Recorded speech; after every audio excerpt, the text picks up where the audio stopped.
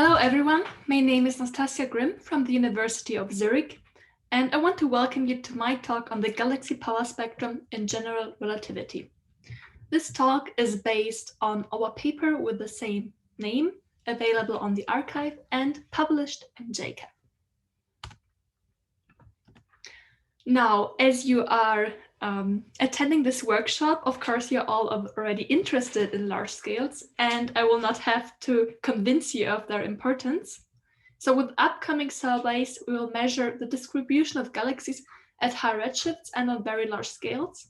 And therefore, we need an accurate large-scale prediction for the galaxy power spectrum. So far, the typically used expression for the galaxy power spectrum was the one by Nick Kaiser, derived already in 1987. It contains the meta-density fluctuation with the galaxy bias B, as well as this second term arising from the line of sight velocities of the galaxies. This is the redshift space distortion term. Here mu k is the cosine angle between k and the line of sight n. So this is, of course, an anisotropic term. However, this is, of course, not the complete expression for the galaxy power spectrum, and it is missing quite a lot of GR effects. However, I'm, of course, not the first one who has worked on GR effects in the galaxy power spectrum. There has been some previous work, and there it was concluded that GR effects would induce an infrared divergence in the power spectrum, as is shown here in this plot. And this was seen as quite a large problem because primordial non-Gaussianity is also believed to produce such divergent terms proportional to k to the power of -2 times pm of k.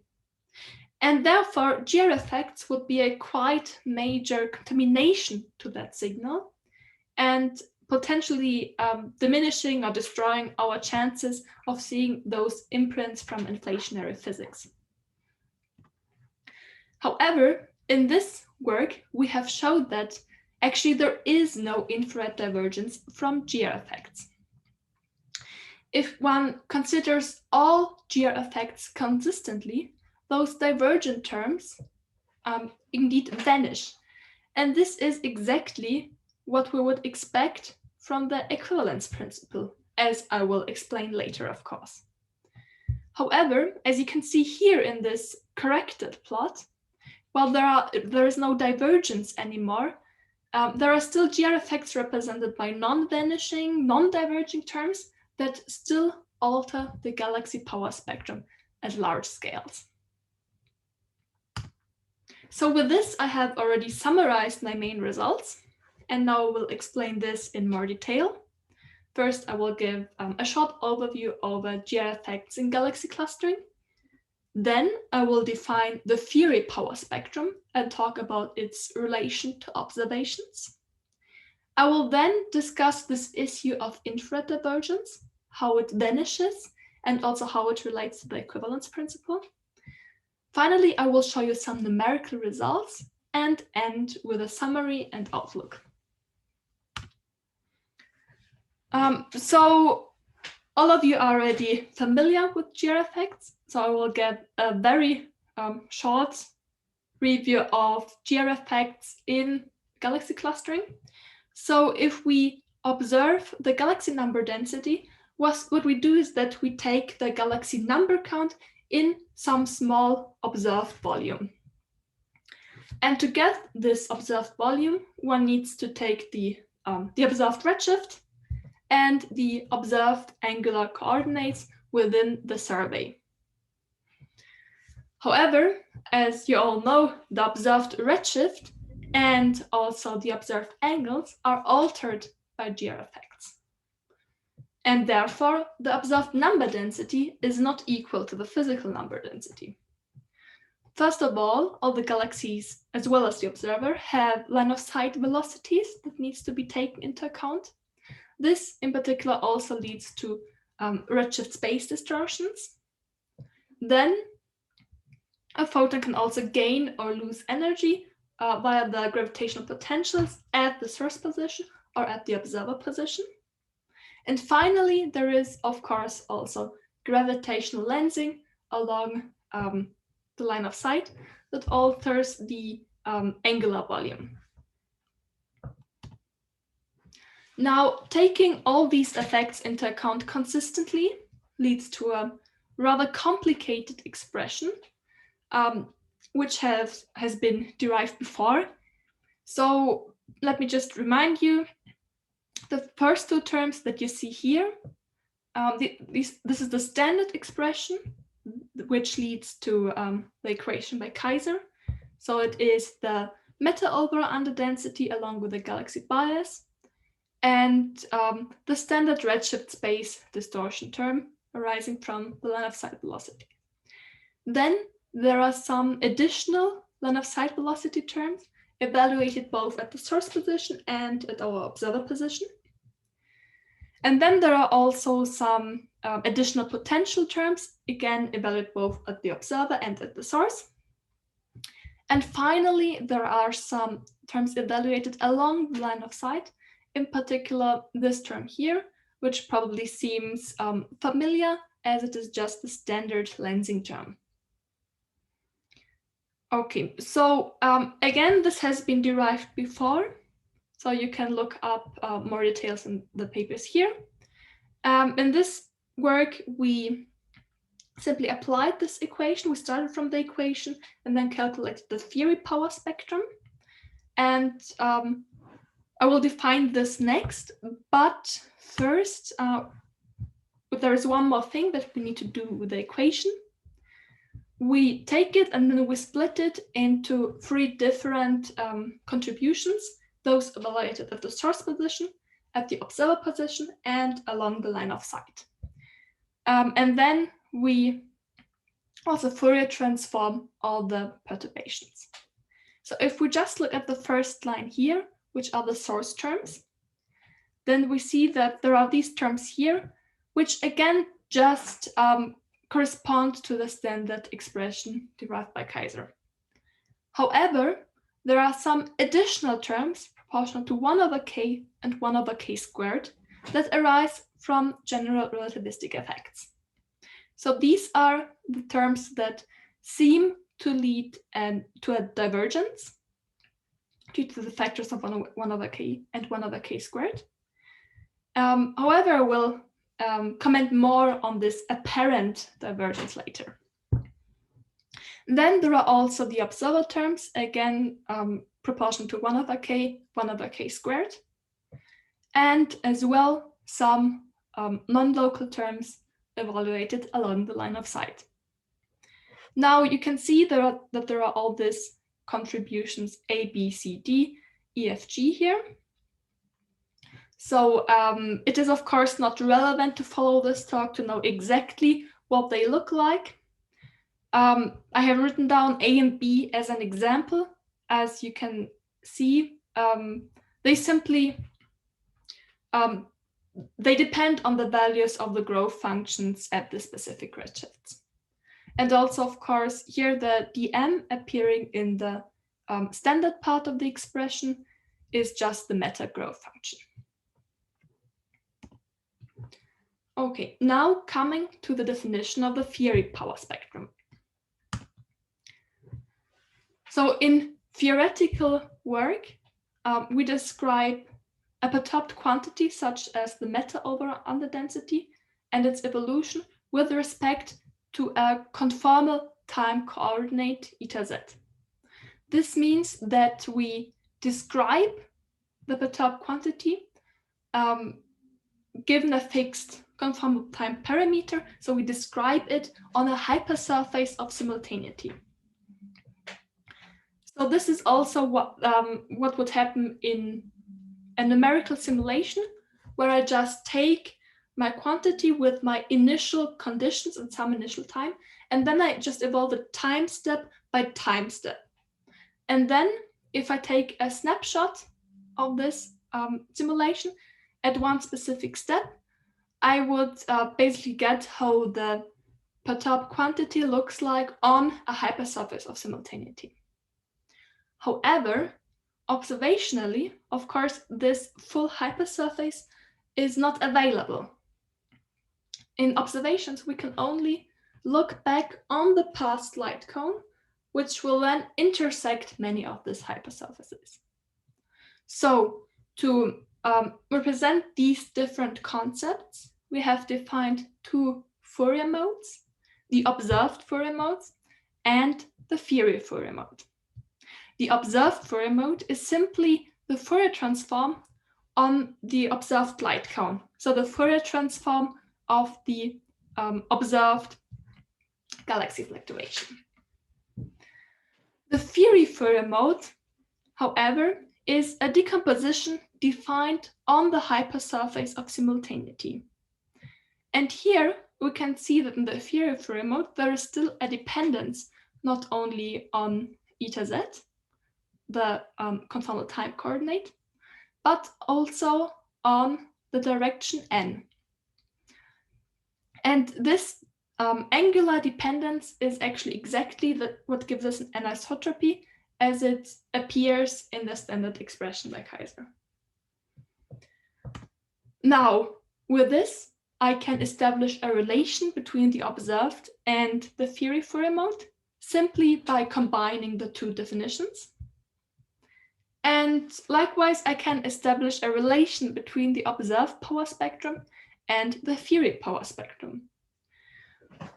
Both these power spectra are defined just the usual way. So the observed power spectrum is defined by putting the observed Fourier mode into the ensemble average. And also the theory power spectrum is defined by putting the theory Fourier mode into the ensemble average. However, there is now one quite weird thing, or apparently weird thing appearing, which is that the theory power spectrum is now dependent on two different line of sight directions, because the theory Fourier mode is dependent on one line of sight direction.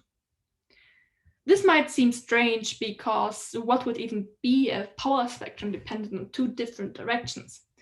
And for that, just remember that since, as the name theory power spectrum already tells you, this is not something that is actually observed.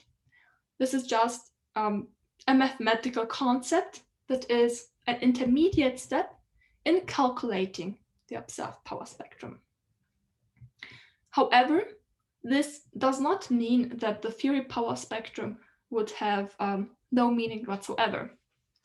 So if we take a survey angle that is narrow in angle and shallow in redshift, then we can simplify these expressions, and what we get is an observer power spectrum, an observer Fourier mode that is equal to the theory Fourier mode, and an observer power spectrum that is equal to the theory power spectrum.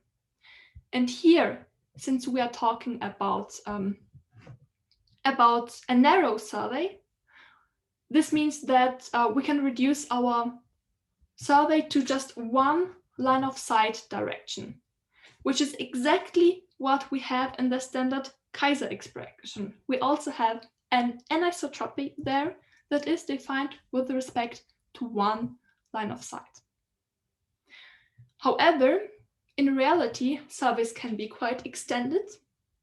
This means that we will need to take survey geometry effects into account, meaning in particular wide angle effects and also finite volume effects.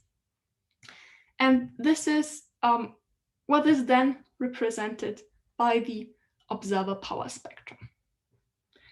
However, in this talk, we will focus on the theory power spectrum dependent on one line of sight.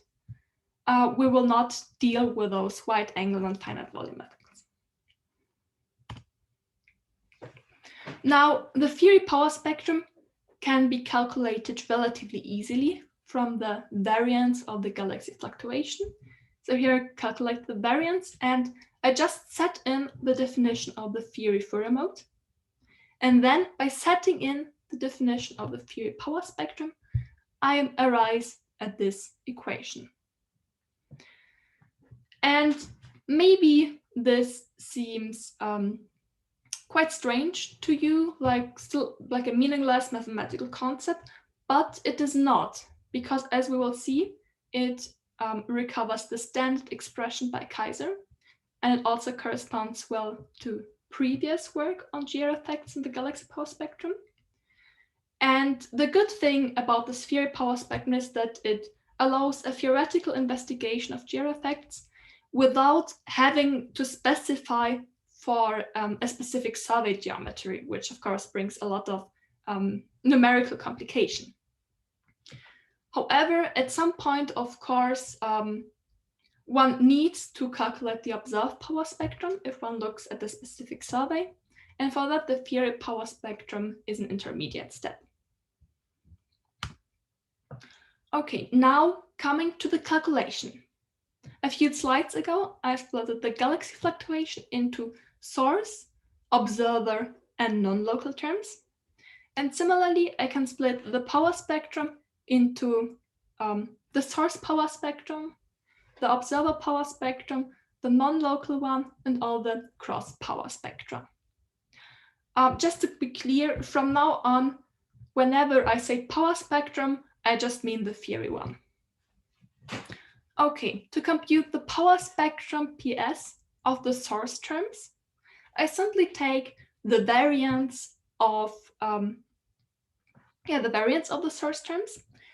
And this expression I already wrote down a couple of slides ago. And from that, one gets immediately the expression for the source power spectrum. So it contains PZ, which is the standard redshift space power spectrum, as seen on the first slide. So it does indeed recover the expression by Kaiser. But then additionally, there are those terms proportional to 1/k² and 1/k⁴, arising from general relativistic effects. So it seems that there would be some infrared divergent terms, but I will come back to that issue in a few slides. So then the next step to do is to decompose this into angular multipoles using the Legendre polynomials. And then I get the usual result for the standard prediction, which contributes to a monopole, a quadrupole, and also a smaller hexadecapole. And then the additional GR corrections give us some additional divergent terms in the monopole and the quadrupole. Then I can also do the same thing with the observer terms. Taking their variance will give me their observer power spectrum with divergent terms in the monopole and the quadrupole. I can do the same thing also for the non-local power spectrum. Here, to decompose it into angular multipoles, I need to use the plane wave expansion, and it contributes in principle to all even multipoles. And similarly, I can compute all the cross power spectra, although I did not write down all the equations because there are already quite a lot of equations in this talk. Okay, now let us finally discuss this issue with the infrared divergence. As I have said before, if you look at the source power spectrum, indeed, there seem to be those divergent terms in the monopole and the quadrupole arising from the general relativistic contributions, which is also shown in the plot here that you have already seen before. And indeed one would think that there are infrared divergent terms posing a problem also for the detection of primordial non-Gaussianity. However, here it is important to consider one very important point. So the quantity delta S, the source terms alone, do not represent any observable. It is not even a gauge invariant quantity. And only if I sum up all the contributions of delta S plus delta O plus delta NL, it constitutes a gauge invariant and measurable quantity. And indeed I have to sum up all these individual power spectra to get something measurable. And if one takes all these contributions and then takes only the divergent terms proportional to k to the power of minus 2 pm of k and k to the power of pm of k, then one sees that they can be factorized. They can be factorized using these expressions here. And they indeed vanish. So that these two expressions vanish can be shown just analytically by taking the solutions for the growth functions in a lambda CDM universe. So this means that if we sum up all the contributions from source, observer, and non-local terms, there is no infrared divergence left. However, you might now be wondering why. Because, if I would just take some random terms and I add them up, then it would be quite unlikely that they happen to be zero, unless there is a good physical explanation for it. And at the same point, you might be wondering about the meaning of these two equations, because I didn't even tell you exactly what A, B, C, D, E, F are, and they just might seem very random to you. However, in the next few slides, I will try to convince you that there is a good physical reason why this vanishing is happening, and that these two equations actually do have a meaning. And for that, let me remind you of the equivalence principle. So in its easiest form, it simply states the equality between inertial and gravitational mass. So let me remind you of the famous elevator in space experiment. So if I'm standing in such an elevator and I have a mass, and I let it fall and it accelerates towards the ground, then I will not be able to tell whether this is because of an external gravitational field or whether this is because the elevator, as my reference frame, is accelerating itself. And this is, of course, true only as long as I have no tidal forces. So if I have two masses and I let them fall down and they start to move towards each other, then of course I will be able to tell that there is an external gravitational field. So now let us apply this principle to our galaxy survey. So this means that if I have a perturbation that acts as a gravitational force, a uniform gravitational force, without any tidal forces over the whole scale of my survey, then it cannot affect any observable quantity. And indeed, the presence of such terms would imply an infrared divergence in the power spectrum.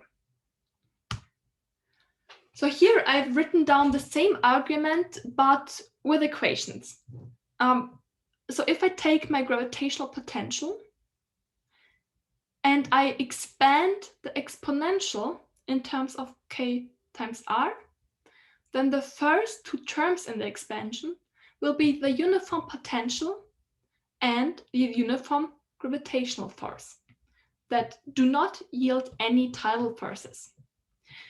And if I consider the respective variances, sigma 0 and sigma 1, then indeed the uniform potential leads to a contribution proportional to 1 over k4 pm of k. Here the factor 1 over k4 of course arises because the relation between the curvature perturbation and the matter perturbation. And similarly, the uniform gravitational force leads to a contribution in proportion to 1 over k squared.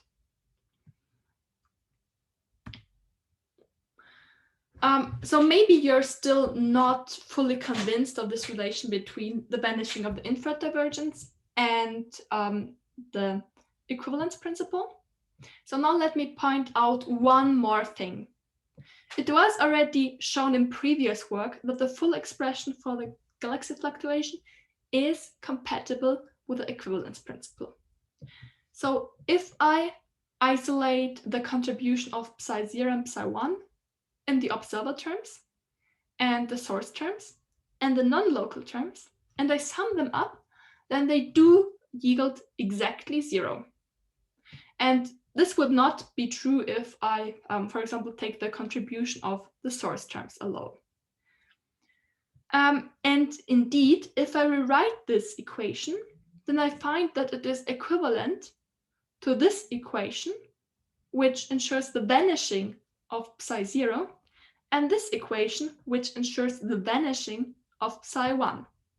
And these are indeed the same two equations that we have seen before. And just to be clear, one doesn't need to just assume that they are vanishing or hope that they are vanishing, but this is something that can be shown analytically by using the solutions for the growth functions in a lambda CDM universe. So let me sum up this part. We have shown that if one considers all terms consistently, there are no divergent terms left in the theory power spectrum that would scale the same way as the signal of primordial non-Gaussianity.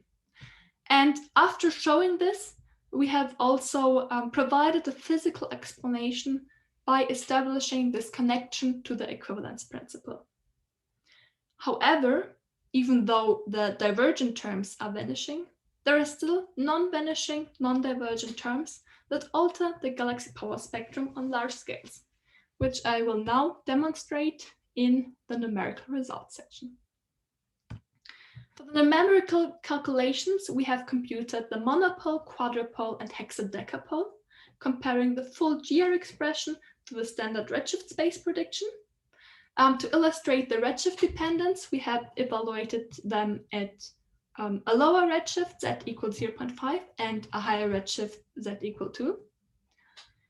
And so for the technical details, we have used class to evaluate the meta power spectrum today with the Planck 2018 values. Then we use the analytical solutions for the growth function to go back in time. And also we have simply, so for this simple theoretical approach, we have set the galaxy bias to 1 and the evolution bias to 3. So here's the plot for the monopole at redshift 0.5. You can see the brown curve here, which corresponds to the standard redshift space prediction by Kaiser. And you can also see the black curve, which is the total, so the fully general relativistic prediction. And indeed, as you can see here, there is no divergence. Nevertheless, there is still quite a significant rise in amplitude compared to the standard prediction. And now, if we want to know what exactly causes this rise, this plot is a little bit too messy. So we have all those individual curves here from the source observer and non-local terms that are all divergent. And it is just hard to tell which of those cancel out and which of those actually lead to that rise. And so just to make this plot easier to interpret, we define the IR safe power spectrum.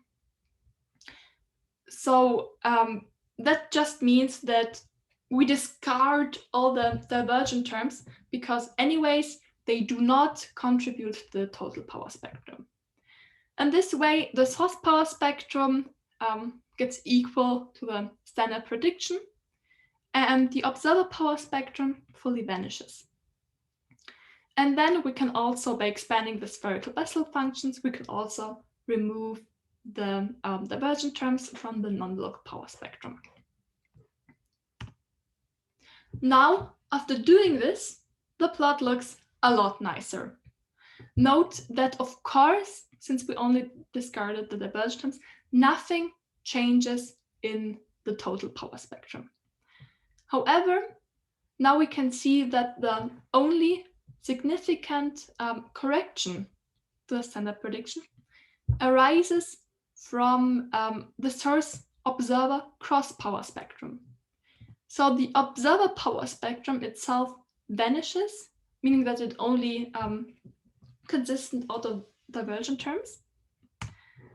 But nevertheless, there is a contribution from the source observer cross-power spectrum, and this again shows that we cannot discard the observer terms from the beginning on. So what we get is this rise in amplitude at the very largest scales at around 10 to the power of -3 h/megaparsec. But then we have some additional oscillating features around the turnover scale. Then at higher redshift z equal 2, it looks similarly, but a little bit different, because now all the non-local contributions gain more significance, which is of course natural, because if I have a higher redshift, it means that I have a larger range of integration for those non-local terms. So this summarizes the results for the monopole. You have drawn the full GR power spectrum and the standard prediction at redshift 0.5, redshift 2, and also redshift 1 as an intermediate one. And on the right, you can see the fractional deviation. Here we are around the turnover scale, and you can see that the fractional deviation is still at a few percent, or at percent level for the turnover scale. And so you can see that there are these oscillations around the base level, and additional this rise, which so visible for z equal 1, and especially for z equal 2, which arises exactly from the non-local effects. Okay. Now, for the quadrupole, I will not say much, as the interpretation is quite similar as for the monopole power spectrum. However, you can see that the fractional deviation is even larger. Now, for the hexadecapole, the image changes a little bit, and you can see that beyond the turnover, the total power spectrum is completely dominated by the GR effects. And as a result, one gets that even at a relatively small scale, at k equals 0.1 h/megaparsec, there are still fractional deviations of several percent. However, please take into account that this is only because the standard prediction for the hexadecapole is a lot lower than for the monopole or the quadrupole. And this also makes it quite hard to measure. Now let me summarize my findings. In this work, we showed that there is actually no infradivergence from GR effects. With our approach of the theory power spectrum, we have shown that if you include all GR effects consistently, you get that those divergent terms cancel out. After proving this, we have also established a relation to the equivalence principle to provide a physical explanation. But nevertheless, there are non-divergent GR effects that impact the galaxy power spectrum at large scales around and beyond the turnover. So still, they absolutely need to be taken into account in large-scale data. Coming to future work, there is, of course, one thing that seems quite obvious and needs to be done, which is to compute the observed power spectrum. So in our numerical calculations, we have computed the theory power spectrum, which gives us some feeling for at which scales and how much GR effects affect the galaxy power spectrum. However, we did not include all the effects of the survey geometry, including wide angle effects, which are very important at large scale, and also finite volume effects. And this, of course, needs to be done for specific size of consideration, and for that, our work provides all necessary tools. Apart from those observational issues, we are also interested in doing more work on the theoretical side. There is not only a power spectrum, but there is also a bispectrum. And therefore, we would like to expand our theoretical framework based on the theory Fourier mode, and also consider all GR effects consistently in the bispectrum. This involves higher order calculations and is more involved, but I'm currently working on this together with Jalen. So this was it from my side. I hope you enjoyed the talk, and I want to thank you very much for listening to it. And I am very excited to hear your thoughts and comments and questions during the discussions.